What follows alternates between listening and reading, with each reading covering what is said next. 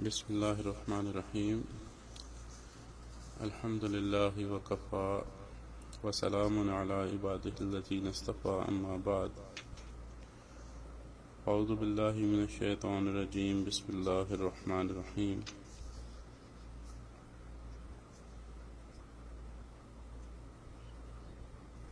اللہ رب العزت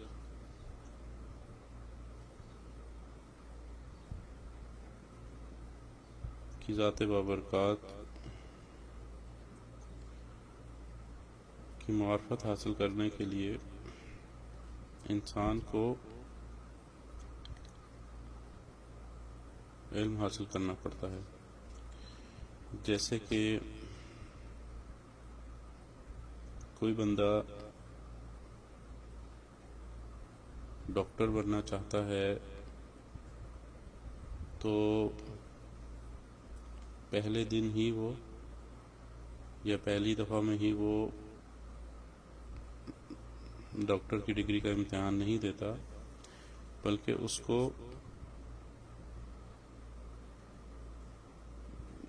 سب سے چھوٹی کلاس سے شروع کر کے اور پھر اوپر کی کلاس تک جانا پڑتا ہے. تو اسی طرح کوئی بھی انسان ایک دم سے اللہ تعالیٰ کی معرفت کامل طریقے سے حاصل نہیں کر سکتا. اس کے لیے ایک راستہ ہے جو انسان کو طے کرنا ہوتا ہے، اور اس راستے میں علم نافع جو ہے وہ انسان کے لیے ایک اہم ترین چیز ہے جس کے بغیر انسان کامیاب نہیں ہوتا. خاتم ملک سلیمان ست علم، جملہ عالم سوت و جان ست علم، آدم خاکی زحق اموخت علم، تا بہفتم آسما افروخت علم. کہ حضرت سلیمان علیہ السلام کی انگوٹھی علم تھا، یعنی اسماء الہیہ سے اسم اعظم تھا. جملہ کائنات صورت اور جسم ہے، اور علم ہی اس کی اندر روح ہے. سیدنا آدم علیہ السلام نے حق تعالی سے علم سیکھا، کما قال اللہ تعالی وعلم آدم الاسماء کلہا. اس علم نے آپ کو 7واں آسمان تک روشن کر دیا،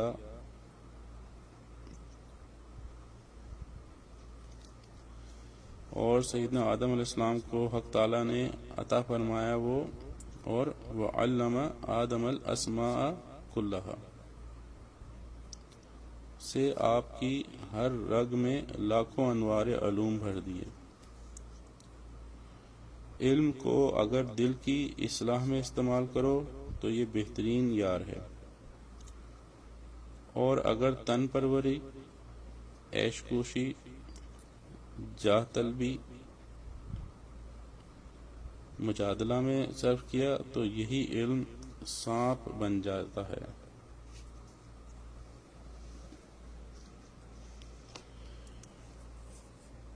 تو اس چیز سے خبردار ہونا چاہیے کہ علم کو خواہشات نفس کی پیروی میں مت استعمال کرنا، تاکہ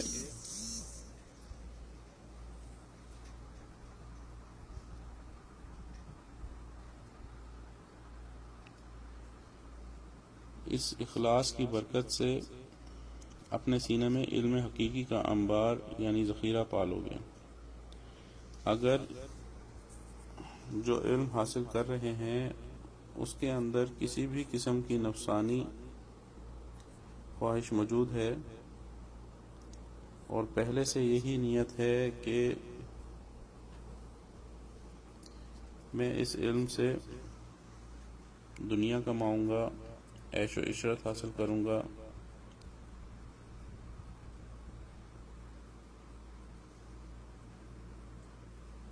کہ بعض لوگ علم دین حاصل کرتے ہیں اور پھر صرف دم درود کی لائن اختیار کر لیتے ہیں کہ جی دم کرنے کے اتنے پیسے اور یہ بھگانے کے اتنے پیسے اور یہ بھگانے کے اتنے پیسے. تو علم دین حاصل کرنے کا مقصد یہ نہیں ہونا چاہیے، بلکہ علم دین حاصل اللہ رب العزت کی اطاعت کے لیے حاصل کیا جائے. اپنے اندر علوم انبیاء کا فیضان معجزاً پاؤ گے اور بے کتاب اور استاد، مطلب بغیر استاد کے اور بغیر کتاب کے علم حاصل نہیں کر سکتے. جو لوگ یہ سمجھتے ہیں کہ ہم لوگ صرف کتاب سے علم حاصل کر لیں گے وہ بھی، اور جو لوگ یہ سمجھتے ہیں کہ ہمارا کوئی استاد نہیں، ہمیں اللہ تعالیٰ نے اتنی صلاحیتیں دی ہیں، تو پہلی بات جو سمجھنے کی ہے کہ قرآن مجید جو ہے وہ عربی زبان میں نازل ہوا ہے، اور اگر ہم لوگ کسی عرب گھرانے سے تعلق نہیں رکھتے تو صرف قرآن مجید دیکھ کر ہم اس کو نہیں سیکھ سکتے، نہ پڑھ سکتے. اس کے لیے علم حاصل کرنا ضروری ہے.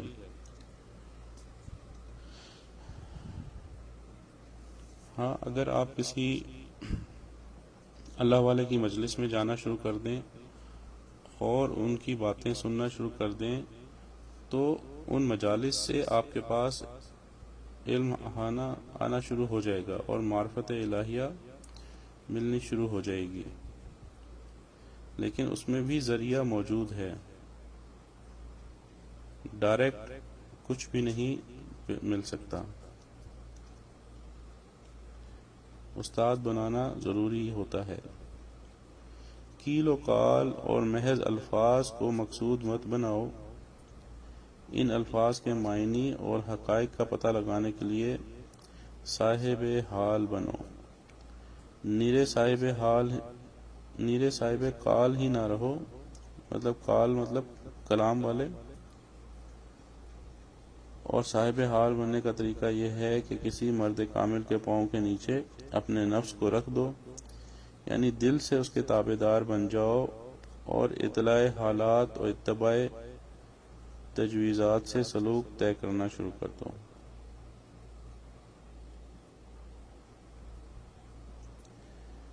نہ جانے کیا سے کیا ہو جائے میں کچھ کہہ نہیں سکتا، جو دستار فضیلت گم ہو دستار محبت میں.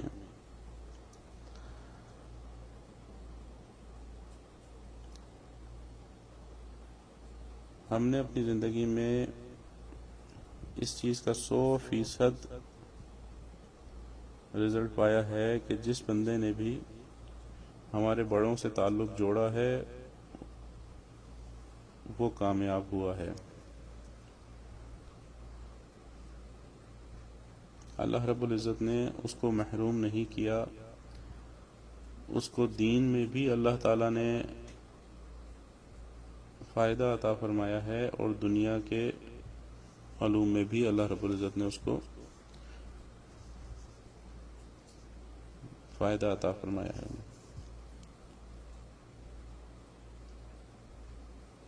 حکمت دنیاوی پڑھنے سے زن و شک میں اضافہ ہوتا ہے اور حکمت دینیہ پڑھنے سے اللہ تعالیٰ تک رسائی عطا ہوتی ہے. مفوق الفلک سے مراد یہی ہے. تمام علوم کی روح اصلی جو ہے وہ صرف یہ دولت فکر ہے کہ حق تعالیٰ قیامت کے دن ہم کو کس نظر سے دیکھیں گے. رضائے الہی کی طلب اور ناراضگی سے پناہ میں دل کو گھلنا اصل علم ہے. سیدنا رسول اللہ صلی اللہ علیہ وآلہ وسلم نے فرمایا کہ انا اعلمکم باللہ وانا اخشاکم. کہ اے لوگو، میں تم سب سے زیادہ اللہ کو جاننے والا ہوں، اور اسی سبب سے تم سب سے زیادہ اللہ سے ڈرنے والا ہوں۔ تو اس کا یہ مطلب کہ جو اللہ تعالیٰ کو زیادہ جانتا ہوگا وہ اللہ تعالیٰ سے زیادہ ڈرتا ہوگا۔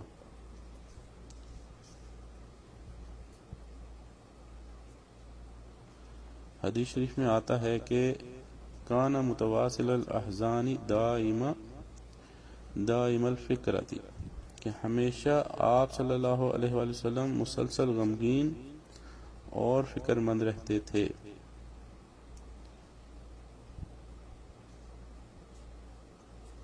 یہ حدیث شریف شمائل ترمذی میں صفحہ نمبر 14 پہ ہے۔ آخرت کا خوف اور امت کا غم آپ صلی اللہ علیہ وآلہ وسلم کو اس حال میں رکھتا تھا۔ حضرت ابراہیم علیہ السلام خلیل اللہ ہونے کے باوجود عرض کرتے تھے وَلَا تُخْزِنِي يَوْمَ يُبْعَثُونَ، سورہ شعراء ہے کہ اے ہمارے رب، میدان حشر میں ہمیں رسوا نہ کیجیے گا۔ تفسیر خازن میں ہے کہ حضرت اسرائیل علیہ السلام غلبہ خوف خداوندی سے سکڑ کر گوریا کے برابر ہو جاتے ہیں۔ حضرت صدیق اکبر رضی اللہ تعالیٰ عنہ خوف سے فرماتے ہیں کہ کاش میں کوئی درخت ہوتا جو کاٹ دیا جاتا۔ حضرت عمر رضی اللہ تعالیٰ عنہ فرماتے ہیں کاش میری ماں نے مجھے جنا ہی نہ ہوتا۔ مقبولان بارگاہ کا یہی حال ہوتا ہے۔ عظمت الہیہ کا جس قدر انکشاف ہو جاتا ہے، ہیبت حق کا غلبہ ہو جاتا ہے، اور جن کی آنکھیں اندھی ہیں انہیں اپنے علوم سے صرف حلوہ اور مانڈے اور معاش کی ضروریات حاصل کرنا ہوتا ہے۔ حضرت مرشد عالم رحمۃ اللہ علیہ فرماتے تھے، ہم نے حضرت دامت القاتم کی زبان فیض ترجمان سے بارہا سنا کہ حلوہ جو ہوتا ہے وہ حلوہ جو ہوتا ہے وہ پیر کے منہ کی سیمنٹ ہوتا ہے۔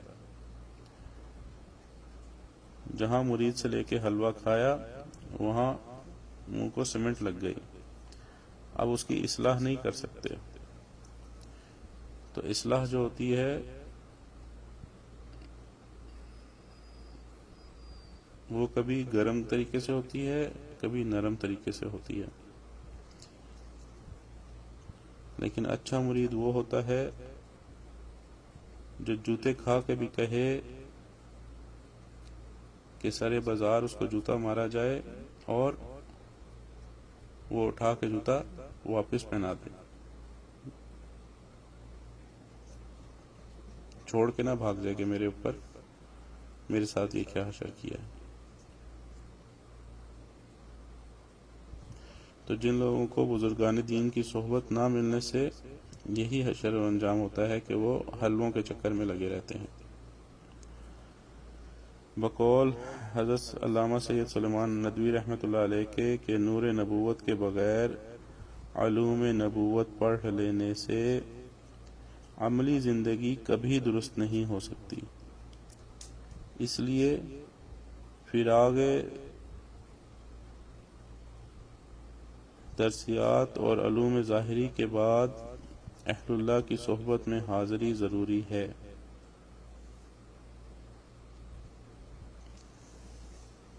جس کی مدت حضرت حکیم الامت مولانا اشرف علی تھانوی رحمۃ اللہ علیہ نے 6 ماہ تجویز فرمائی ہے کہ مستقل 6 ماہ رہنا، جو کھائے وہ کھائے، جو کہیں وہ کرے، جب سلائیں تب سو جائے، جب جگائیں تب جاگ جائے۔ اس کو انگلش میں کہتے ہیں سبمیشن، اپنے آپ کو حوالے کر دینا۔ جیسے پانی ہوتا ہے، پانی اپنے آپ کو حوالے کر دیتا ہے، اور جیسا بھی سانچہ ہوتا ہے پانی اس کے اندر فٹ ہو جاتا ہے۔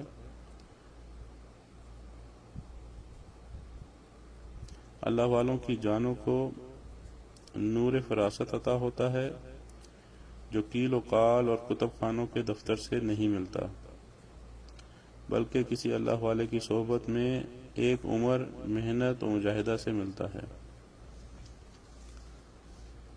محنت اور مجاہدہ میں کئی دفعہ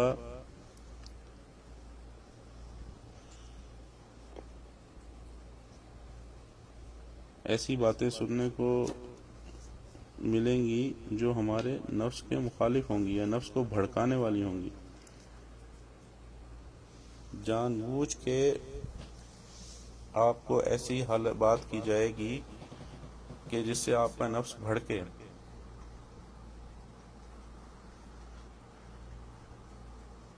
تو کبھی یہ کام شیخ خود کرتا ہے، کبھی کسی دوسرے مرید کے ذریعے دوسرے مرید کو کوئی بات کہلواتا ہے تاکہ اس کے نفس کو جانچا جا سکے کہ یہ کتنا بھڑکتا ہے۔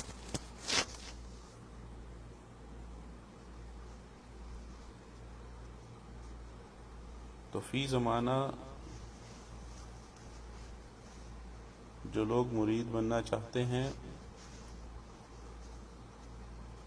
وہ ایسے سمجھتے ہیں کہ ہم بیوٹی پارلر جا رہے ہیں اور شیخ ہمیں لپسٹک پاؤڈر لگا کے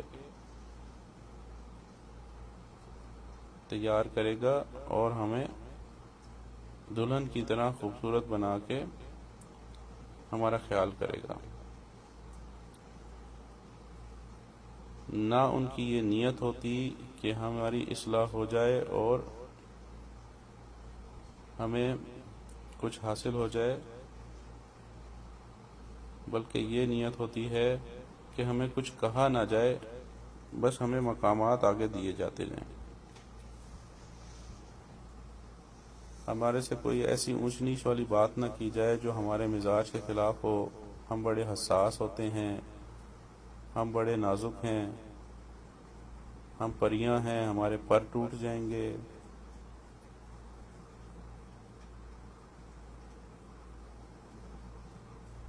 تو اگر آپ کانچ کے بنے رہیں گے اور وہ بھی باریک سے کانچ کے، تو ایک ہلکا سا جھٹکا بھی آپ کو کرچی کرچی کر دے گا۔ اس لیے الحمدللہ ہمارا مشائخ نے جو یہ اسباق بنائے ہیں، اللہ رب العزت نے جو ان کو یہ ترتیب عطا فرمائی ہے، اس سے اچھے بہت اچھے ہو جاتے ہیں اور برے سے برے بھی اچھے ہو جاتے ہیں، اور بعض برے تو بہت ہی اچھے ہو جاتے ہیں کہ دنیا ان کو دیکھ کر کہتی ہے کہ کیا یہ واقعی تم ہو؟ ہمیں یقین نہیں آتا کہ جب تمہارے جیسی ذات شریفہ بدل سکتی ہے تو ہم تو تمہارے سے بہت زیادہ نیک ہیں۔ تو یہی کمال ہمارے بڑوں کا ہے کہ ان کے ساتھ جو بھی جڑتا ہے اللہ رب العزت ان کو بہت اچھا بنا دیتے ہیں۔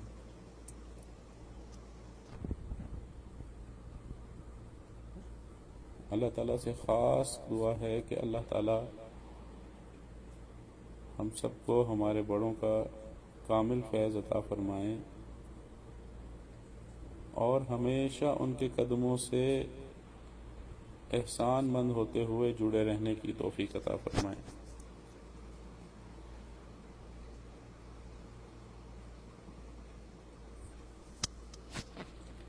ہماری آج کی مجلس کا جو دوسرا اہم حصہ ہے وہ سنتوں کا بیان ہے۔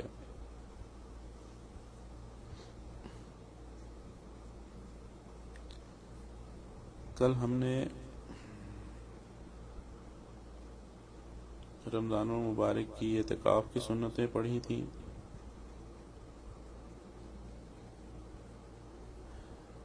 آج یہ عاجز آپ کو مزید کچھ باتیں بتائے گا جن کو سمجھ کے زندگی آسان ہو جاتی ہے۔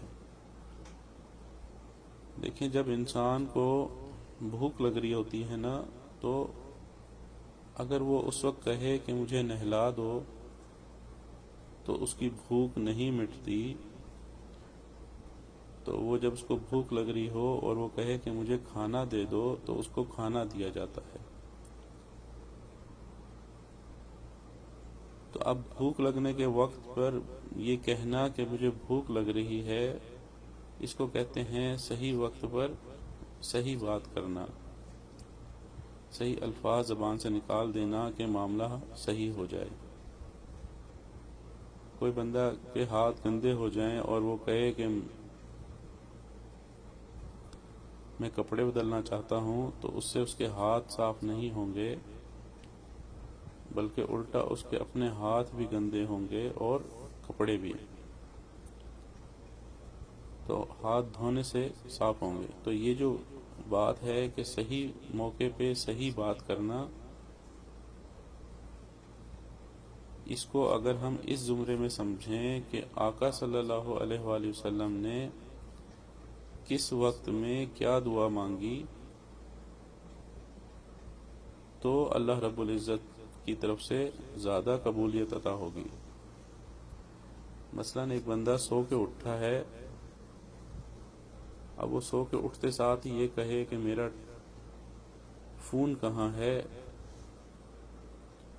تو اس کو اللہ رب العزت کے دربار میں قبولیت نہیں ملے گی، جبکہ وہ یہ کہے گا کہ الحمدللہ الذی احیانا بعد ما اماتنا والیہ النشور۔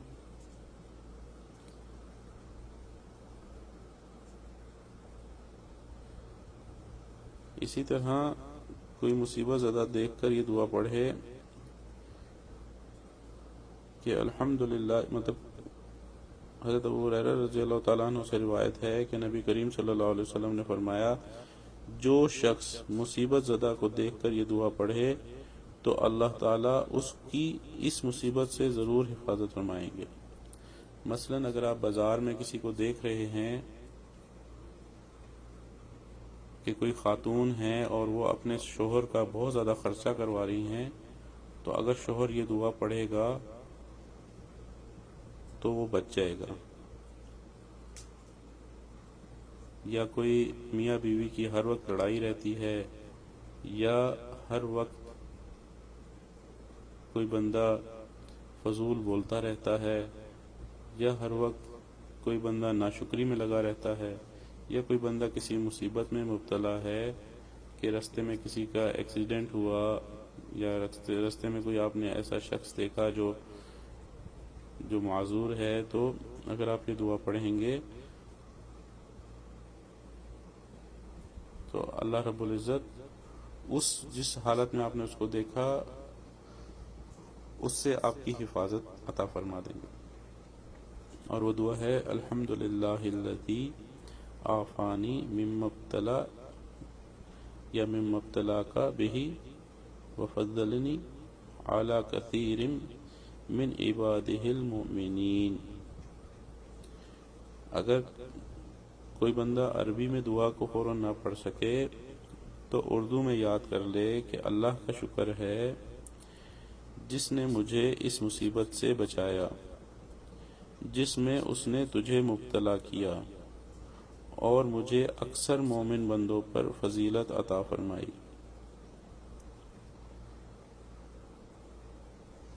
عربی زبان میں دعا یاد ہونا تو سب سے اچھی بات ہے۔ اگر آپ کو عربی میں نہیں آتی تو اپنی زبان میں دعا یاد کر لیں۔ علماء فرماتے ہیں، مشائخ فرماتے ہیں، اللہ والے فرماتے ہیں کہ دعا جو ہے وہ دل کی آہ کا نام ہے۔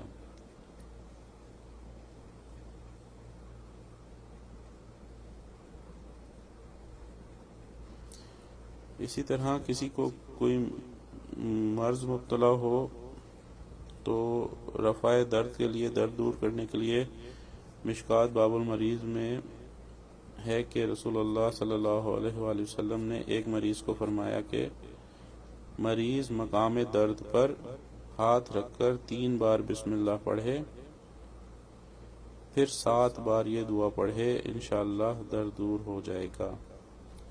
اعوذ بعزت اللہ وقدرتہ من شر ما اجد واحاذر من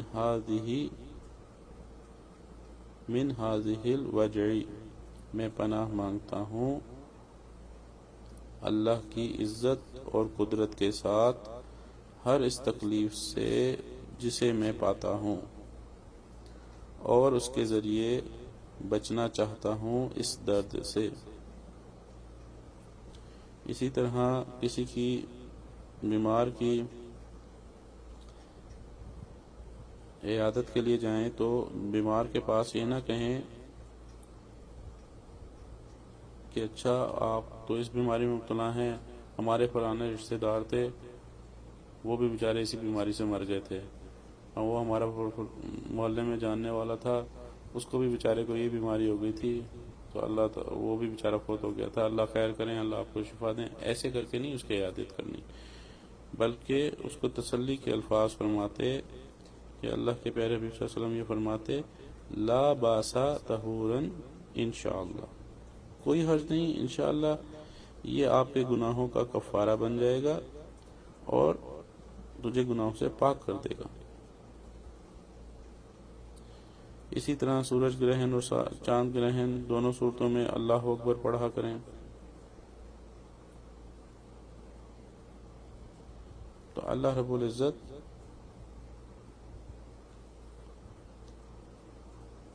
کھانا کھانے سے پہلے، جیسے اب کپڑے بدلنے ہیں تو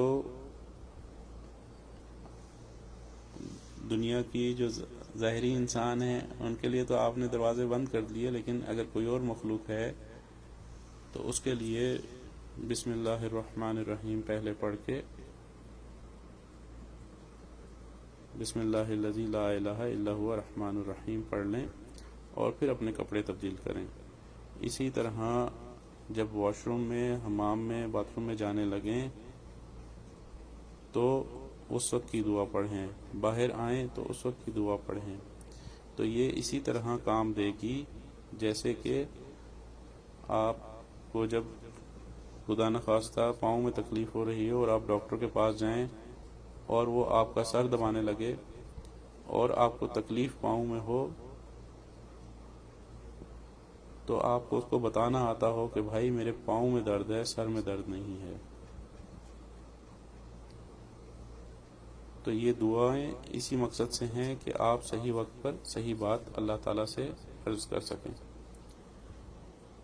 دعا ہے کہ اللہ تعالیٰ مجھے اور آپ کو اپنے مقبول بندوں میں شامل فرمائیں اور صحیح موقع پر صحیح بات کرنے کی توفیق عطا فرمائیں۔ ہمارا جو تیسرا حصہ ہے وہ قرآن مجید کے پاروں کا کچھ خلاصہ ہے۔ آج جو ہے ہم 21ویں پارے کے خلاصہ آپ کے سامنے پیش کریں گے۔ اس پارے میں 5 حصے ہیں۔ سورہ عنکبوت کا بقیہ حصہ ہے، سورہ روم کا مکمل ہے، سورہ لقمان مکمل ہے، سورہ سجدہ مکمل ہے اور سورہ احزاب کا ابتدائی حصہ ہے۔ سورہ عنکبوت کا بقیہ حصے میں 4 باتیں ہیں۔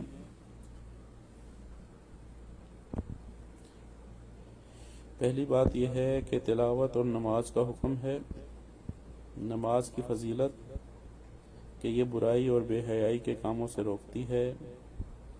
تیسری چیز معاندین اور ان کی ہٹ درمیوں کا ذکر ہے۔ چوتھی چیز دنیا کی بے ثباتی ہے۔ اس سورہ روم میں 2 باتیں ہیں، 2 پیشن گوئیاں ہیں۔ پہلی یہ کہ 9 سال کے اندر اندر روم کے اہل کتاب عیسائی ایران کے بت پرستوں کو شکست دے دیں گے۔ اسی عرصے میں مسلمان مشرکین نے قریش پر فتح کی خوشی منا رہے ہوں گے۔ یہ بدر کی صورت میں ظاہر ہوئی۔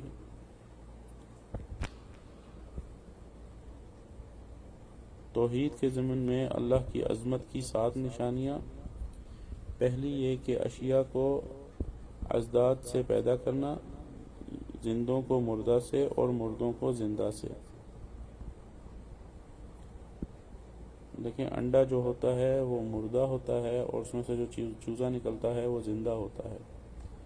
تو اللہ تعالیٰ مردے سے زندہ پیدا کرتے ہیں، اور مرغی کے ذریعے جو انڈا ملتا ہے تو وہ زندہ سے مردہ انڈا ملتا ہے۔ انسان کی پیدائش مٹی سے ہے۔ تیسری چیز زوجین کی محبت۔ چوتھی چیز آسمان و زمین کی پیدائش۔ پانچویں چیز رات اور دن کی نیند اور روزگار کی تلاش۔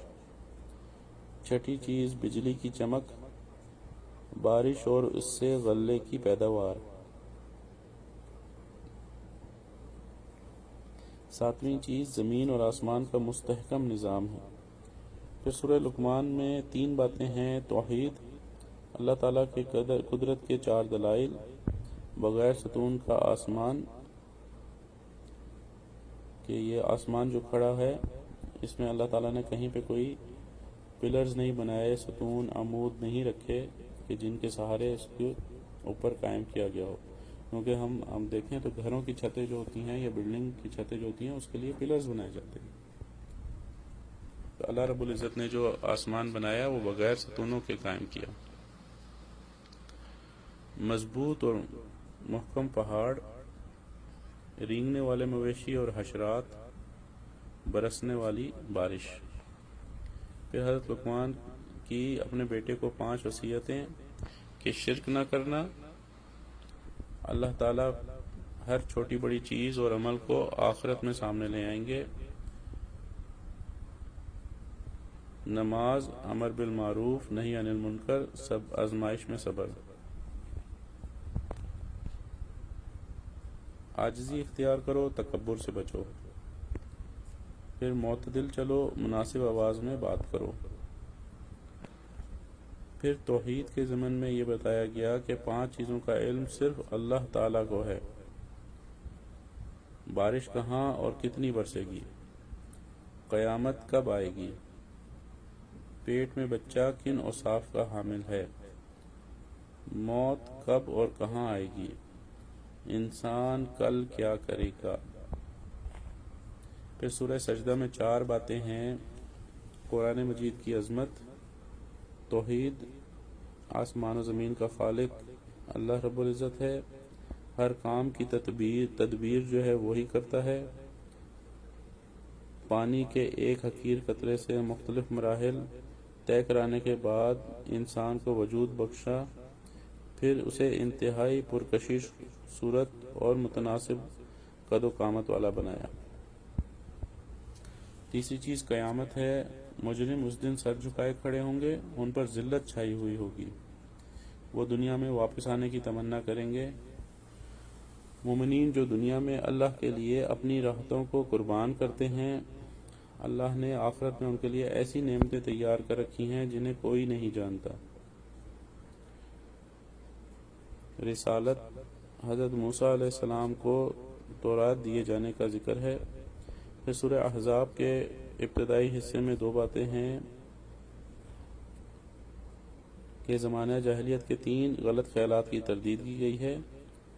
ان کا خیال تھا کہ بعض لوگوں کے سینے میں 2 دل ہوتے ہیں، بتایا کہ دل تو بس ایک ہی ہوتا ہے، یا اس میں ایمان ہوگا یا کفر ہوگا۔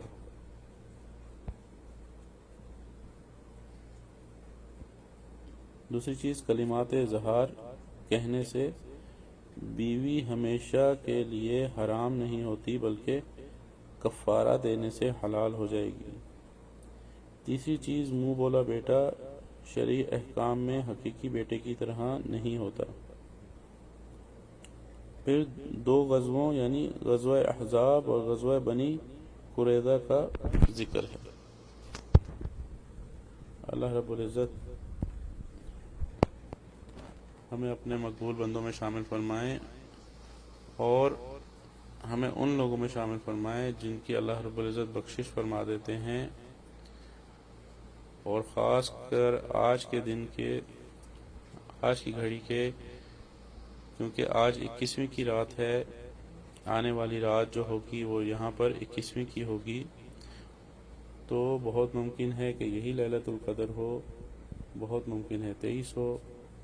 تو ان طاق راتوں میں، بلکہ پورے آخری عشرے میں خوب محنت کرنے کی ضرورت ہے۔ تو ہم تھوڑی دیر کے لیے ختمات شریفہ پڑھ لیتے ہیں۔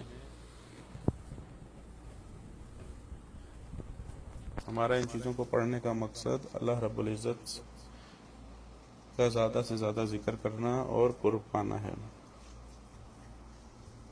درود شریف پڑھ لیجیے۔ اللہم صلی علی سیدنا محمد وعلی آل سیدنا محمد وبارک وسلم۔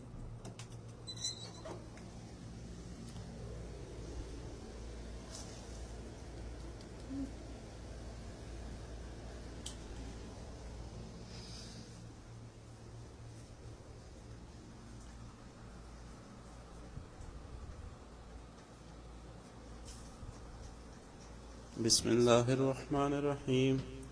حسبنا اللہ ونعم الوکیل، حسبنا اللہ ونعم الوکیل۔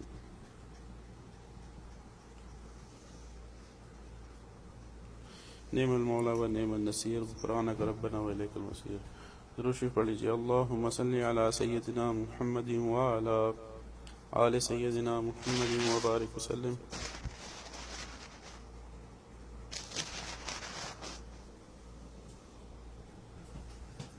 بسم اللہ الرحمن الرحیم۔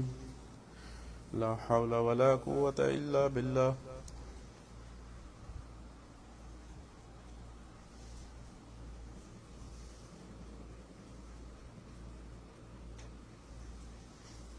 درود شریف پڑھ لیجیے۔ اللہم صلی علی سیدنا محمد وعلی آل سیدنا محمد وبارک وسلم۔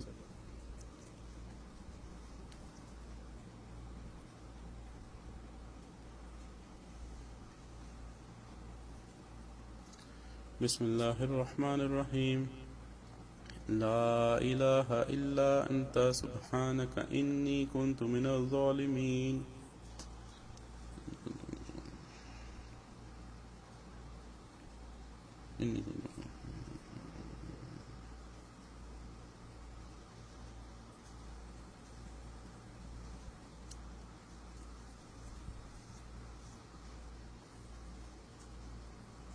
درود شریف پڑھ لیجیے۔ اللہم صلی علی سیدنا محمد وعلی آل سیدنا محمد وبارک وسلم۔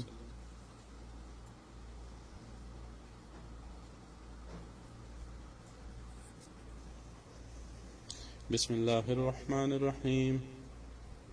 واللہ ذو فضل علی المؤمنین۔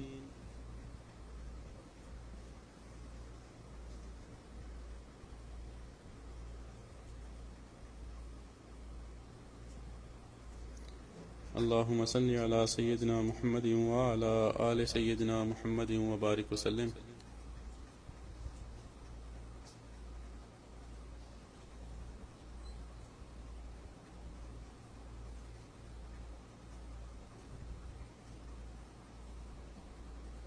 بسم اللہ الرحمن الرحیم۔ انا للہ وانا الیہ راجعون۔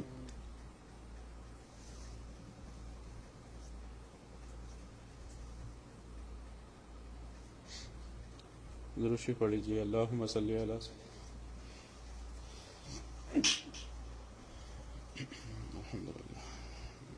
اللہم صلی علی سیدنا محمد وعلی آل سیدنا محمد وبارک وسلم۔ بسم اللہ الرحمن الرحیم۔ اللہ ولی الذین آمنوا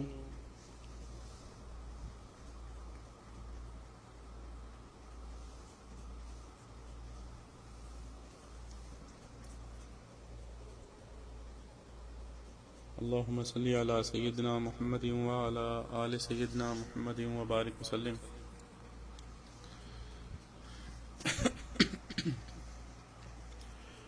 بسم الله الرحمن الرحيم والله ولي المؤمنين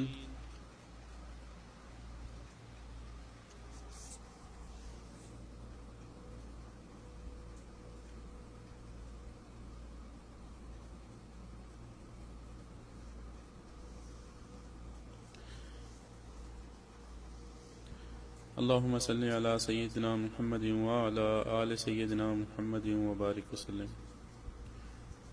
تھوڑی دیر کے لیے مراقبہ کر لیجئے، آنکھوں کو بند کر لیں، سر کو جھکا لیں اور اللہ رب العزت کی طرف متوجہ ہو جائیں،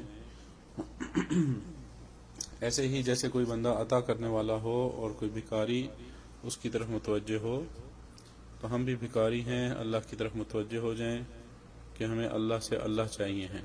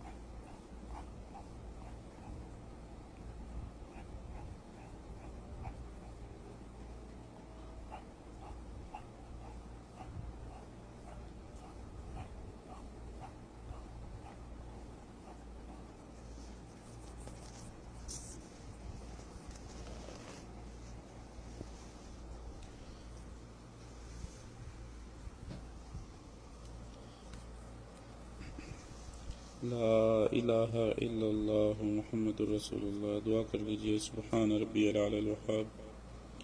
اللہم صلی علی سیدنا محمد وعلی آل سیدنا محمد وبارک وسلم.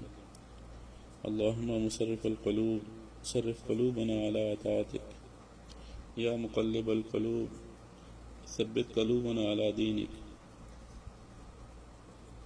ربنا آتنا في الدنيا حسنة وفي الآخرة حسنة وقنا عذاب النار. اللهم اكفني بحلالك عن حرامك وأغنني بفضلك عمن سواك. اللهم إني أعوذ بك من الهم والحزن وأعوذ بك من العجز والكسل وأعوذ بك من الجبن والبخل وأعوذ بك من غلبة الدين وقهر الرجال۔ اے رب کریم، اے غفور الرحیم، اے کل کائنات کے خالق اور مالک، اے وہ ذات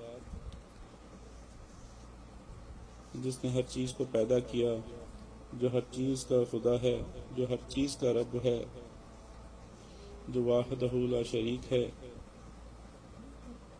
اے وہ ذات جس کو نہ کبھی موت آتی ہے نہ کبھی نیند آتی ہے، اے رب کریم، نہ آپ کو کبھی اونگ آتی ہے نہ کبھی نیند آتی ہے۔ اے رب کریم، آپ وہ ذات ہیں جس کو کسی چیز کی حاجت نہیں، جو ہر نقص سے، ہر زوال سے پاک ہے۔ اے رب کریم، ہم آپ کے عاجز اور مسکین بندے ہیں، یا اللہ ہم آپ سے دوستی کرنا چاہتے ہیں، اے رب کریم ہم آپ کے بننا چاہتے ہیں، اے رب کریم ہم آپ کی بھیجی ہوئی شریعت دین اسلام پر چلنا چاہتے ہیں، اے رب کریم اس کے راستے میں ہمارے گناہ حائل ہیں، ہماری بدعمالیاں حائل ہیں۔ اے پیارے اللہ، آج کے اس وقت میں ہمارے تمام صغیرہ اور کبیرہ گناہوں کو اپنے فضل سے معاف کر دیجئے۔ اے رب کریم، جو گناہ ہم نے دن میں کیے وہ بھی معاف فرما دیجئے۔ اے رب کریم، جو گناہ ہم نے راتوں میں کیے، محفلوں میں کیے، تنہائیوں میں کیے، یا اللہ سب معاف فرما دیجئے۔ اے رب کریم، وہ گناہ بھی معاف فرما دیجئے جو ہماری ہلاکت کا باعث بنے۔ اے رب کریم، ہمارے وہ گناہ بھی معاف فرما دیجئے جن کی وجہ سے ہم آپ کی رحمت سے محروم ہوں۔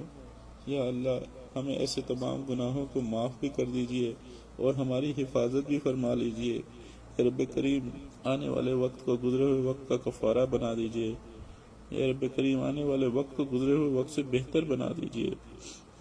اے میرے مالک، ہماری ان دعاؤں کو اپنی رحمت سے قبول فرما لیجئے۔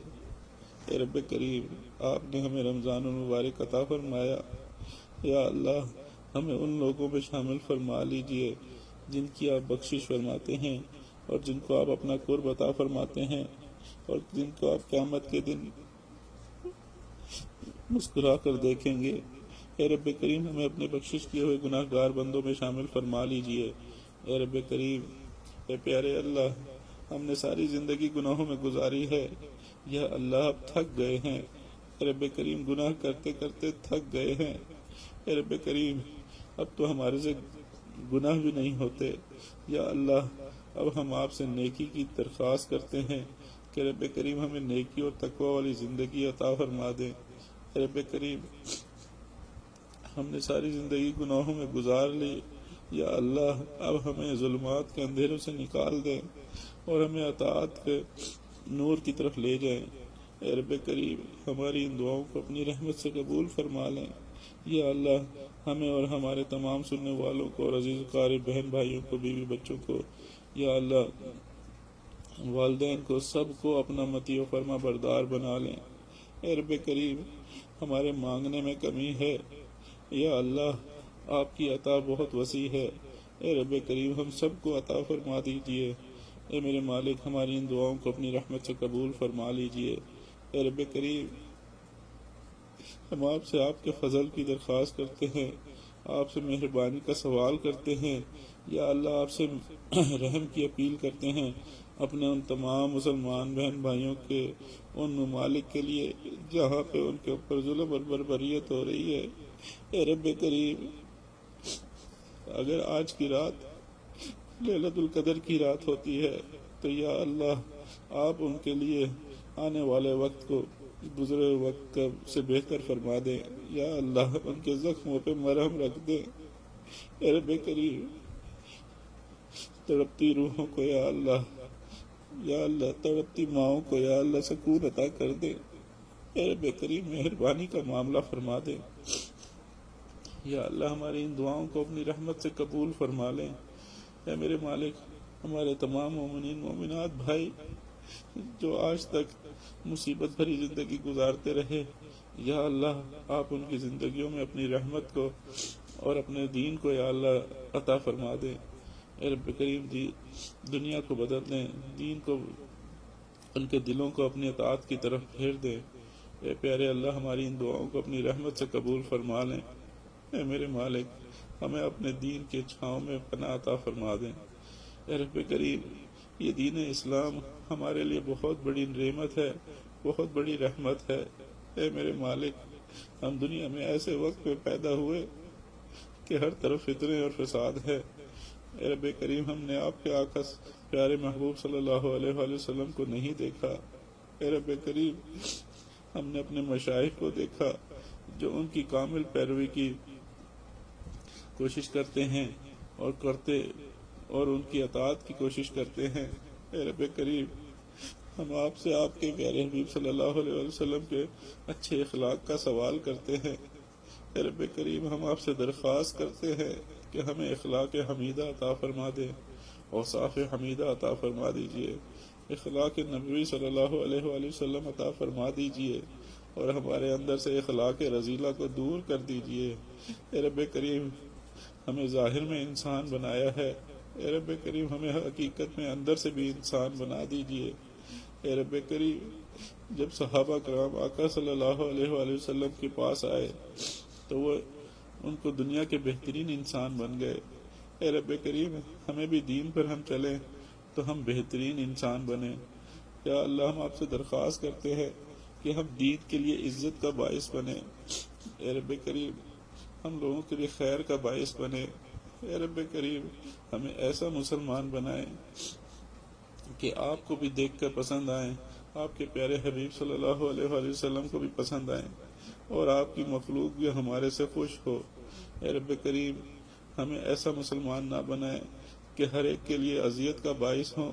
اے رب کریم، ہم آپ سے آپ کی رحمت کا سوال کرتے ہیں۔ یا اللہ، ہمارے تمام صغیر اور کبیرہ گناہوں کو معاف فرما دیجئے۔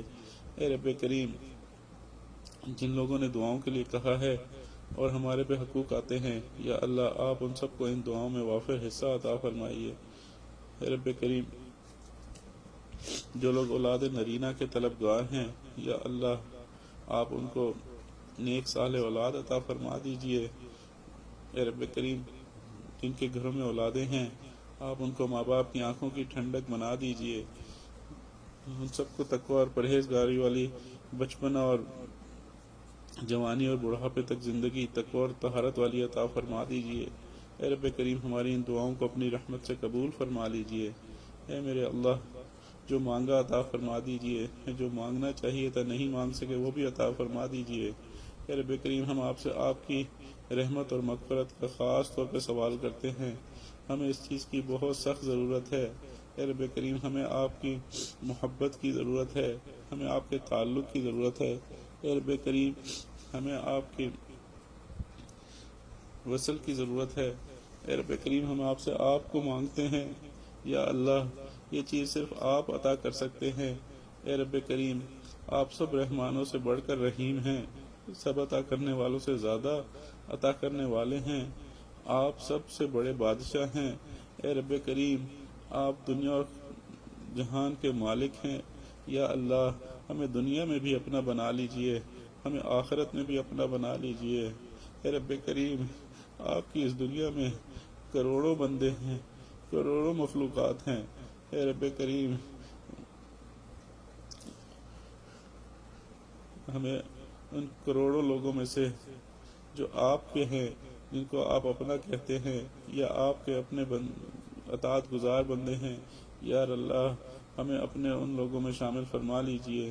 اے رب کریم، ہمیں بھی اپنے بخشش کیے ہوئے گناہ گار بندوں کی فہرست میں شامل فرما لیجئے۔ اے رب کریم، ہماری ان دعاؤں کو اپنی رحمت سے قبول فرما لیجئے۔ اے میرے اللہ، جن گھروں میں جوان بچے اور بچیاں ہیں اور شادی کے قابل ہیں، یا اللہ آپ ان کے مستقبل کو روشن فرمائیے، ماں باپ کے لیے، بہن بھائیوں کے لیے فرض ادا کرنے آسان بنا دیجئے۔ اے رب کریم، جو قرضوں میں جکڑے ہوئے ہیں ان کو قرضوں سے عزت اور عافیت کے ساتھ خلاصی عطا فرمائیے۔ اے رب کریم، جو رزق اور روزگار کی طرف سے پریشان ہیں، یا اللہ آپ ان کو بہترین رزق اور روزگار عطا فرمائیے، حلال طیب عافیت والا، سکون والا اور برکت والا عافیت کے ساتھ عطا فرما دیجئے۔ اے رب کریم، ہماری ان تمام دعاؤں کو اپنی رحمت سے قبول فرما لیجئے۔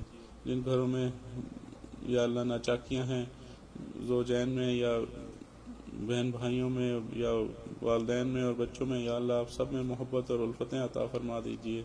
اے رب کریم ہماری ان دعاؤں کو اپنی رحمت سے قبول فرما لیجئے، اور میرے مالک جو مانگا عطا فرما دیجئے، جو مانگنا چاہیے تھا نہیں مانگ سکے، یا اللہ ہم نے اپنی عقل اور سمجھ کے مطابق مانگا ہے، آپ اپنی شان کے مطابق عطا فرمائیے۔ جیسے آپ نے ہمیں دین اسلام ہمارے مانگے بغیر بلا استحقاق ہمیں عطا فرمایا، ایسے ہی رب کریم ہمیں اپنی محبت، اپنا تعلق اور اپنی جنت بلا استحقاق عطا فرما دیجئے۔ اے رب کریم ہم پر اپنا فضل فرما دیجئے۔ اے رب کریم ہمارے ایمان کی حفاظت فرما دیجئے۔ جو خیریں آقا صلی اللہ علیہ وآلہ وسلم نے مانگی، ان خیروں میں حصہ عطا فرما دیجئے۔ جن شرور سے پناہ مانگی، ان شرور سے پناہ عطا فرما دیجئے۔ اے میرے مالک ہمارے روزوں کو قبول فرما لیجئے، ہماری عبادات کو ٹوٹی پھوٹی ان کو قبول کر لیجئے، اور ہمیں اس کے بدلے اپنا قرب اور اپنا تعلق ہمیشہ کے لیے عطا فرما دیجئے عافیت کے ساتھ۔ اے رب کریم ہماری ان دعاؤں کو اپنی رحمت سے قبول کر لیجئے، اور جو لوگ خدمت میں کام کر رہے ہیں، گھروں میں عورتیں، بچیاں اور بچے، یا اللہ ان سب کو اپنا بہترین مقبول بندوں میں شامل فرمائیے، ان کی تمام حاجات کو اپنے فضل سے پورا فرمائیے۔ یا اللہ ہماری ان دعاؤں کو اپنی رحمت سے قبول کر لیجئے۔ ربنا تقبل منا انک انت السمیع العلیم وتب علینا انک انت التواب الرحیم، وصلی اللہ تعالی علی خیر خلقہ سیدنا محمد وعلی آلہ واصحابہ اجمعین برحمتک یا ارحم الراحمین، آمین یا رب العالمین۔